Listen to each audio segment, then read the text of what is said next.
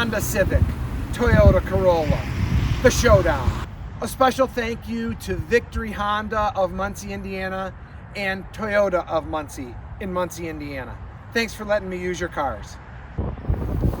The Honda Civic and Toyota Corolla, two of the most reliable, dependable, and best resale cars on the road. It has been that way for decades. Toyota and Honda sell thousands and thousands of these cars every year. Today, I'm going to review these cars from front to back. We'll take a walk and look at their exterior styling. Then we'll get inside and look at the features on the interior. Then we'll take them for a drive. And finally, I will give you my final assessments. Let's dig in. The 2024 Toyota Corolla. You can see the exterior styling is actually quite sporty. They've done a nice job with the octagon looking grille. There's LED headlights with LED daytime running lamps and LED turn signals. The front is very aggressive, especially with the white paint. The black on the white looks excellent. This particular trim level called Nightshade gives you the bronze color wheels, the black rocker panel, as well as a black underbody spoiler. Very nicely done. The Corolla in the Nightshade trim is actually very sporty. You can see it adds the black spoiler to the top of the trunk lid. Partial LED tail lamps. Like I spoke of before, the black underbody spoiler. Chrome exhaust tips. Trunk space in the Corolla is very good. Comes with the black plastic mat in the trunk. 60-40 split bench seat that lays down so you can add longer things in through the trunk.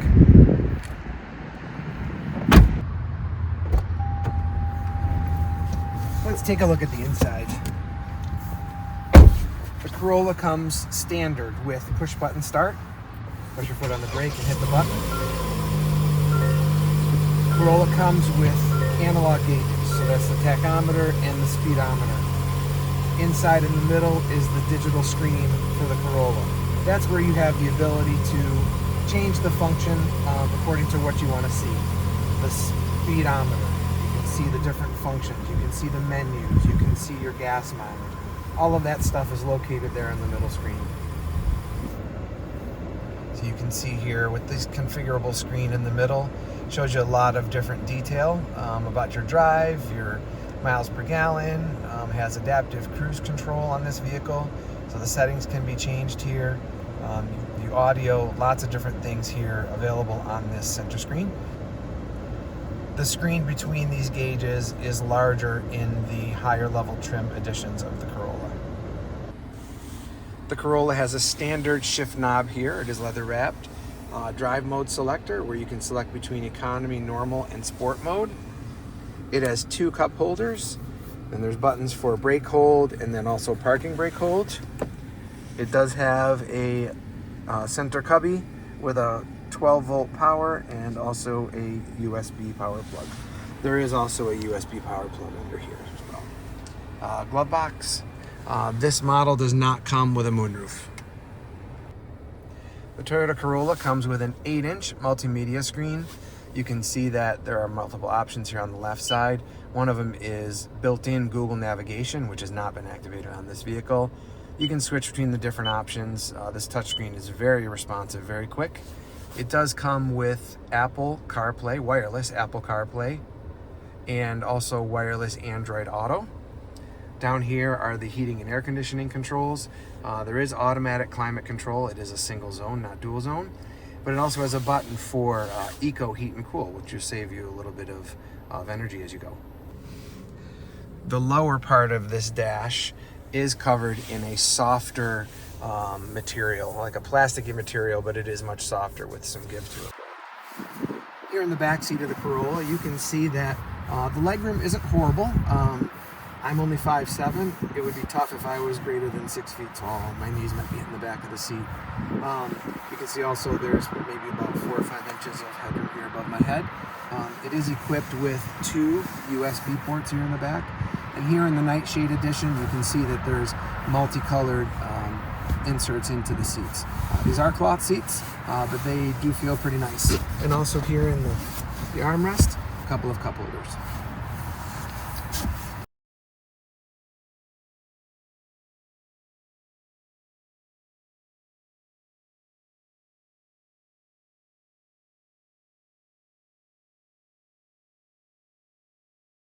So it's a 4-cylinder engine. It has a CVT transmission. I would say acceleration's average. It's kind of what you'd expect for a smaller, compact economy car. I like the steering feel. It's very responsive, as you'd expect from a Corolla. Honestly, it's what they've been doing for years. The noise in here, it looks like we are right at about 75 decibels, going 60 miles per hour. So not real loud, but also not super quiet. Overall, I do like the ride. Toyota has put the hybrid system in the Corolla, just not this particular trim. And those will get up to 4750, miles per gallon combined. Honda has gone away from doing a hybrid in the Civic. They've done a lot of hybrids in their other vehicles, but for whatever reason, they decided not to do it in the Civic. So the Corolla will definitely win, the efficiency award there when you get a Corolla that's equipped with the hybrid powertrain. What has made the Corolla a favorite of many people is its strong reliability and resale. This Corolla should be no different. I would expect it to be extremely reliable for many, many years. If you are looking for a ride that's perhaps a little bit more plush, maybe a little bit more space inside, you're either going to have to go to the Camry or something like that. It is a smaller car and it is geared to be more sporty. So the ride will definitely feel a little bit more sporty, a little bit more tight. Some people like that. If you've liked this comparison between the Civic and the Corolla, please be sure to click like and subscribe below so you don't miss out on any of my new car comparisons. This is the 2024 Toyota Corolla Nightshade Edition. It has the 2.0-liter 4-cylinder engine that produces 169 horsepower with front-wheel drive. It has the Toyota Safety Sense 3.0 system, which includes a pre-collision system with pedestrian detection, lane departure assist, and adaptive cruise control. It comes with a complimentary maintenance plan of 2 years to 25,000 miles. It gets 31 miles per gallon in the city, 40 miles per gallon on the highway, with 34 miles per gallon combined. The MSRP on this car is $27,906. 2024 Honda Civic. They redesigned this model in 2022, so it's going on its third year. You can see from the front, they've gone with an almost no overhang between the grille to the front bumper. You can see there's a black grille down at the bottom. It's almost kind of a soft octagon shape. They went with a dual LED headlight setup with LED daytime running lamps and turn signals as well. With the Honda Civic Sport, you get the 18-inch black glossy wheels as well as a black side mirror. Here at the back of the Civic, you can see they went to LED taillights. It's an upgrade from the last generation where they weren't LED, they were regular bulbs and they looked like a boomerang. So these ones are a little bit more sophisticated looking. Honda does a really simple job of the exterior of this car. There is no tail fin like the Corolla had. It does have an electric trunk release, and you can see inside here, very spacious trunk. It's actually very wide. The opening isn't very big, but it's a very wide trunk. And another feature that they added here, if you've ever tried to load things in from the trunk and you say, oh, I need to lay the seat down, you have to walk around, pull a lever. They added a seat popper right here, so you can actually release the seat and put your 2x4s in or whatever else you have to put in there. That's a really nice add-on. Getting into the interior of the Civic. Push button start. The dash here is very simply laid out. Unlike the Corolla, 2/3 of the dash screen here for the driver is digital. The 1/3, which is the speedometer, is not digital. very nicely laid out here. Honda did a good job of keeping things simple. So you can see here that the right is the speedometer, which is analog, as I mentioned, and you see there's a digital speedometer in the middle. The left screen is customizable, so you can choose multiple things. Right here, I have it set on the seatbelt monitor, so you can know what seatbelts are buckled in the car. That's really helpful, actually, especially if you have younger kids that are sitting in the back. You ask them if they have their seatbelt on, and they don't always tell you the truth. So you can monitor that from here. They did a great job with the interior. One of the things I think is a kind of a neat styling detail is how they have this little mesh grille going all the way across. It encompasses the air vents, and you can see the air vents can be controlled through this little joystick looking kind of thing. There's two air vents here. This part is just kind of blank, and then another air vent there, and of course there's another one on the left side of the steering wheel. This Civic has a 7-inch multimedia screen. It's fairly simple to use. There's physical buttons down here on the bottom instead of the virtual screen buttons, which are on the Corolla. The one thing I will say that I'm disappointed in is that there's no wireless Apple CarPlay or wireless Android Auto. It is plug-in only. On a 2024 model car, I would have expected it to be wireless. That's a little bit disappointing, and kudos to the Corolla for doing that. Below this is the heating and air conditioning controls. You can see there's automatic climate control, but it is a single zone similar to the Corolla. Underneath here is the USB plug and a 12-volt power outlet. I will say here in this Civic, they lack for power. There's 2 power there, but here in the very large center cubby, there's no power in there. That's also disappointing. It's surprising, actually. You can see here, you can change the drive mode similar to the Corolla, economy, normal, or sport driving. And there is a parking brake hold and then just a regular brake hold. Overall, I would say that the interior is very nicely laid out. The materials here inside the car are slightly better than that of the Corolla. They feel more higher quality. The look and feel is definitely a bit better. I didn't show this in the Corolla, but it is the same here as the Civic, that it is manually adjustable seats. They are not power seats. The Civic Sport does come with the different color here in the center of the seat. They are cloth. Here in the back seat of the Civic, you can see that this does have a bit more legroom than the Corolla did. Overall, the car is a few inches longer, so I would expect it to be a little bit bigger inside. About the same amount of headroom up top, just a little bit further back here. I will say one place where the Corolla beats the Civic is here. There are no power plugs. Like I said, there's 2 up front, none in the armrest. This day and age, when you've got rear occupants that are watching iPads or phones and things like that, you would want a power plug. So you're going to have to run a long cord all the way from the front. Overall, the quality of the seats is good. This does not come with a center armrest, so there are no cup holders here in the middle.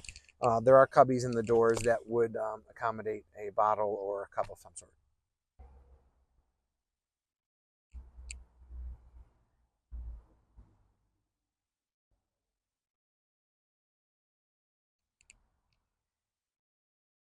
So here I am driving the Honda Civic. Feels really nice. Acceleration, I would say, is about the same as the Corolla. It's not a big engine. It's got only 160 or so horsepower, and it feels like it. It's not a huge car, so it gets up and goes probably about as much as you'd expect in a smaller car. The Honda does a really nice job of making you feel comfortable in the car. So I would give a slight edge to the Civic as far as the ride goes.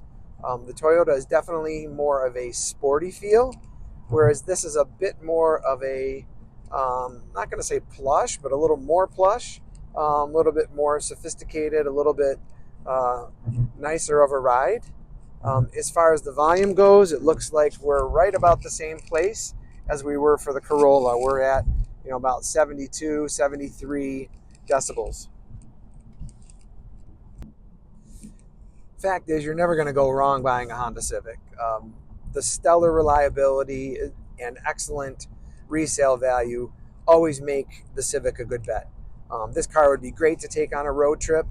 The driving is good, even if you're driving it around town. Very nice drive. Going now 60 miles per hour. Again, we're right at the same sound as the Corolla had, right about 73, 74 decibels of road noise. Honda apparently is caught up.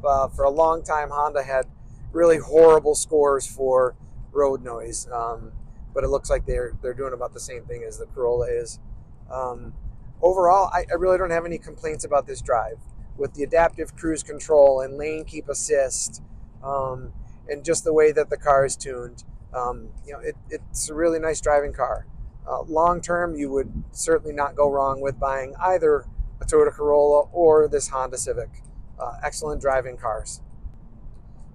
One thing that this car has, also that the Corolla has, is the adaptive cruise control. And when you set it, it's actually really nice because it'll keep you centered in the lane. If you got to take your hand off the steering wheel just for a brief second, you can, and you know that it's going to keep in the lane. I did do that just a moment ago, and I was probably off of it for about 10 seconds, and it told me, grab the steering wheel. So love the new technology, adaptive cruise control. It takes a little bit of getting used to on the highway, but it is a really nice feature of both of these vehicles. This is the 2024 Honda Civic Sport Edition. It has the 2.0-liter four-cylinder engine that produces 156 horsepower and is front-wheel drive.